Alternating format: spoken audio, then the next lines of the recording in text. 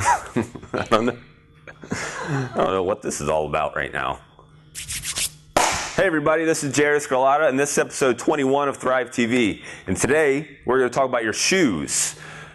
A lot of people are going to start getting into hiking and running now that it's starting to get warmer outside and you're starting to be able to go outside and do some things. But maybe the shoes that you're getting are going to hold you back from some of the performance you could be getting if you were getting other shoes or doing things a little differently. So you're told that you need these cushiony shoes because you need to protect your body from the ground, and you're told that you overpronate, or you're told that you do this and you do that, and you have these issues when you run or when you hike, so you need this shoe to fix this issue so that you walk or run correctly. A lot of times it is correct that you might have that issue, but the issue isn't there necessarily because it's ingrained in you. The issue is there because it's ingrained in you. The issue's not there because you just can't do it. The issue's there because your shoes and the way that you walk or the way that you run have developed you into this overpronating or flat-footed issue in the first place.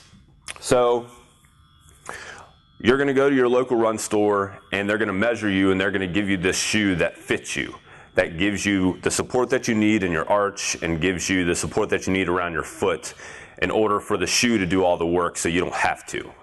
And that's the biggest issue. Whenever you get a shoe that has tons of support, tons of cushion, and tons of arch support, the shoe does all the work. It's just like having a brace on your knee, or having a weight belt whenever you lift, or having a brace on your elbow or on your shoulder whenever you're doing something. The brace does everything for you, so you don't have to do anything. The brace does everything, so therefore all the musculature around it doesn't have to work. And it just can relax and do its own thing. A lot of times that's just where flat feet come from. Flat feet can just come from simply having too much cushion or having too much support in your shoe. You think that you need more arch support, so you buy something with more arch support. Then your arch doesn't have to work, and then your arch can just relax, and your arch atrophies. All your arch is a bunch of muscles. Your plantar fascia, all it is a bunch of muscles. So it'll atrophy, and then it doesn't have to do the work. Then the flat foot comes into play. So your arch should have this nice dome in it, right? That's why it's called an arch and not, flat. That's why you have an arch in your foot and your foot's not flat. Your arch should have this nice dome. What happens is you get the shoe, you put the shoe on, and the shoe does all the work. So if you transition yourself into a flatter shoe, something like this, or something like this. So if you look at these two shoes, they're the same but different. They're both the same brand, number one. They're both Merrell's, okay? They're different because this shoe has a little more cushion to it, which isn't necessarily a bad thing. We're gonna go over that in a minute. This shoe has a little less cushion, all right? And actually, if you look at the bottom of it, it kind of looks like the shape of a foot, the way your foot looks at the bottom. This one doesn't quite as much, but it does a little bit. So these are both zero drop shoes, which basically means that from the heel to the toe, there's no drop, all right? Which is the important thing. From the heel to the toe, there's no drop on both of these shoes. This one has a little more cushion. This one has less cushion. That's not as important as the zero drop. The important thing is the flatness of the shoe. So if you're going to get new shoes, you're looking for a zero drop shoe. What happens when you get a shoe with a heel on it, and women especially have a lot of issue with this because most women wear shoes with heels, either big heels or little heels. Whenever you get a shoe with a heel on it, your body all of a sudden has to sit like this for a long period of time, whether it's a really small drop or whether it's a really big drop, okay? So if you're wearing really, really high heels, your body sits like this. So what your body is doing is it's going to adapt to that situation. Your body wants to be flat. Your feet want to be flat. Your body wants to be flat. As soon as you go like this, your body has to adapt. Suddenly, your gastrocnemius shortens, your soleus shortens, your Achilles shorten. Your plantar fascia is always in this flex position. You're always in a plantar flex position. Your Achilles shorten, your hamstring shortens, your hips have to shift differently to find your center of gravity. Your shoulders have to shift differently to find your center of gravity. So because of that heel lift, suddenly your body has to shift and adjust itself. And the heel lift doesn't have to be much, okay? I'm not talking a 2-inch heel on on high heels for women. I'm talking just a little half-inch heel on your running shoe or a little half-inch drop on your running shoe is enough to adjust, to make your body have to adjust to the situation and adjust to itself while you're running, walking, hiking, or doing whatever. So that's why zero drop is important and not necessarily the flatness of the shoe. Now the cushion is important as well, and here's why the cushion is important. So your foot has hundreds and hundreds and hundreds of nerve endings on it. And what all those nerve endings do is take in sensory information. The sensory information that takes in goes up your body, okay? No, your foot doesn't have a mind to it, but your nerves can feel the ground. Your nerves can tell your body, this is how you need to adjust in order to perform or do whatever you're trying to do, or to adjust the road or the path that you're trying to run on. The more cushion that you have between you and the ground, the less that your foot can say, all right, this is what you need to do. You're hitting a rock, so you need to adjust this way, or you're going over a branch, so you need to adjust this way, or you're going up a hill, so you need to adjust that way, or you're running on gravel, so you need to adjust this way. The more cushion that you have, the less that your foot can tell your body how to do that. The foot goes up to the ankle goes up to the knee goes up to the hip, so on and so forth. So if that's not there, if the cushion's not there, your body can say, all right, I can feel that. Your foot can feel it, so you can adjust to it. A lot of people are scared to have less cushion because they think that there's not as much stability there. Really, the more cushion that you have, the higher the cushion in the foot, the more likely it is for it to turn over, the more likely that your heel is to all of a sudden roll over. If I don't have any heel here, if I don't have any cushion, then I don't have a whole lot of room to move. My ankle doesn't have a whole lot of room to roll. So if it does for a second, it is much less likely to actually get damaged if it does roll. Also, with less cushion, you develop the things that you need to develop that are trying to be masked by the cushion in the shoe or the arch support in the shoe. So with the less cushion that you have, the more that you let your body actually perform in its natural way, the more likely that it is that you'll have the arch in your foot. And the more likely that it'll be that your ankle will actually develop support, and that your knee and your glutes will actually understand how to adjust and how to stabilize internal, external rotation as you're running, so that you don't have things like heel leg whip and pronation, overpronation, and some other things.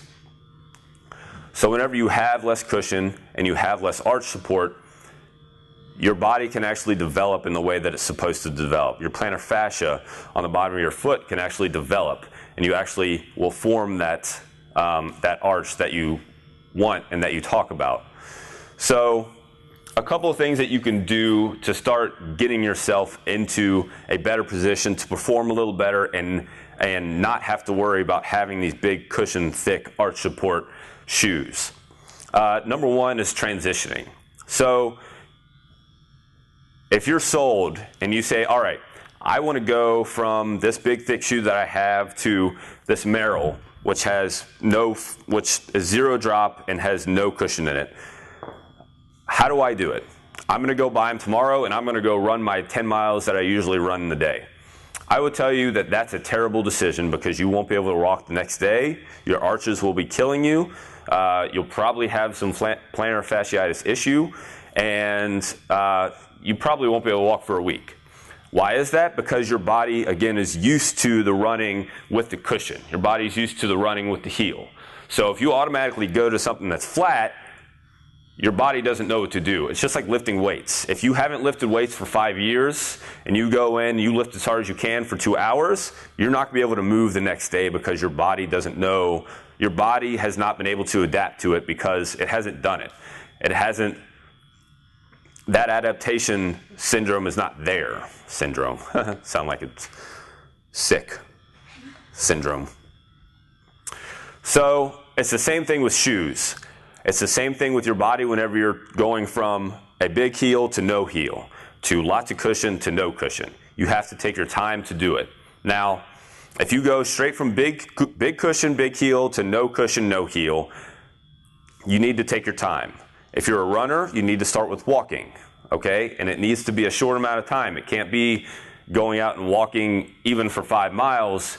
You might end up with some issues. So you might want to start off walking 2 miles, okay? And then you can slowly work yourself up to 5 miles over the course of a couple of weeks. And then you can run a couple miles after a month or so. And then you can run 5 miles after another couple weeks. So remember, it's just like lifting weights. You don't go in and bust out a whole hard workout and after not lifting weights for 5 years. You go in, you do one set of one thing, you do one set of another thing, you do one set of another exercise, and then you're probably fine. You're probably still going to be sore because you haven't done anything like that. So if you haven't worn shoes that are 0 drop and no cushion, then your body will have to adapt to it, all right? Another thing that you can do to help fight the fight is myofascial release. Because of the stress that heels can put on your soleus, gastrocnemius, and hamstrings, and your Achilles, which you can't myofascial release an Achilles because it has nothing, it's too dense to do anything to. You want to loosen up the tissue and move the tissue around so that it has a better chance of healing and getting back to a position that is functional. All right? So 2 things that you can do. Number 1 is roll out your soleus and your gastrocnemius. Soleus is the bottom of your calf here, the skinnier part of your calf. Your gastrocnemius is here, the top part of your calf. All right, the fatter part. So all you want to do is put some good pressure on your soleus. Stay on the outside, roll on the inside, hit each one of these spots.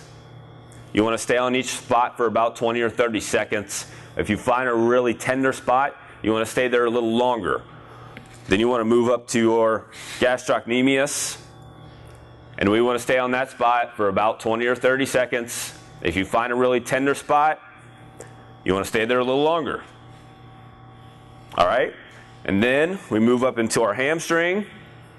Again, about 20, 30 seconds. If you find some tender spots, you can stay there a little longer.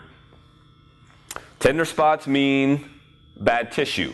If you have bad tissue, there's a good chance that your muscle's not going to function the way that it's supposed to. So if you have bad tissue, if you're hitting your foam roller and you find a tender spot, you have bad tissue, that means it's probably not functioning the way that it's supposed to. All right? So remember, this whole back chain, your whole posterior chain, all the way from your heel, your foot really, all the way up into your hip, really all the way up your back. But if we're talking lower body, all the way up from your toe, all the way up to the top of your hip is affected if you have any type of heel on your shoe. So you want to work the whole thing. And that's a good way you can do it with the foam roller, is starting at your soleus, working up to your gastroc, into your hamstring, and then you can even work your way up into your glute. So those are a couple ways that you can get yourself from transitioning from a big heel cushiony shoe to a no heel flat shoe. Remember, take your time, allow yourself to adapt to it, because your body's not used to it right now. It needs to adjust. It needs to adjust, just like your body needs to adjust when you start lifting weights. Your body needs to adapt. It needs to understand how to repair itself, and it's going to be the same thing whenever you transition to a flat 0 drop shoe. So if you guys have any questions, let us know. You can hit us up on Twitter at The Thrive Pack. Otherwise, we'll see you guys next time.